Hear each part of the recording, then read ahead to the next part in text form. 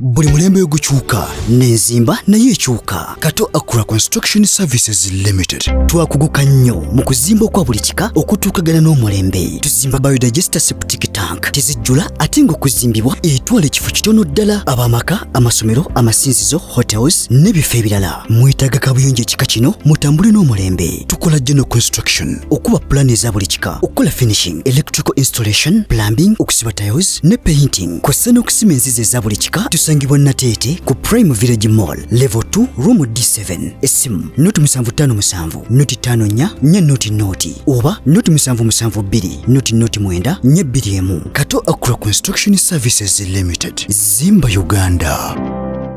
Olona abannanga nti waki wampito w'ekitiibwa bwe nali mpeereza kabaka mwali mu bivu nange mbanenye nti mwali mukola birala nga nze ndimukuweereza kabaka basalira omusango nti nali ndi kabaka nga mpeereza kabaka nga muweereza nga neewaayo mu buvubuka bwange obuvubuka obwammwe mwabikola mu bivulu nammwe mbasalira omusango. So sibeerangako mu bulamu bwa kinyumu, obulamu bwange bwonna bubadde bwakuweereza nakwewaayo nakukolera balala.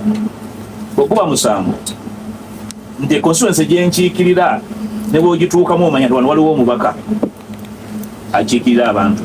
N'olwekyo ekyo saagala kimalira ku budde. Erinnya Mpuuga si linnya lya bulijjo. Seetonda kubeera kyendi n'ennwanyi okubeera kyendi. Ndowooza kibadde balwana ki emyezi 8 simanyi we batuuse.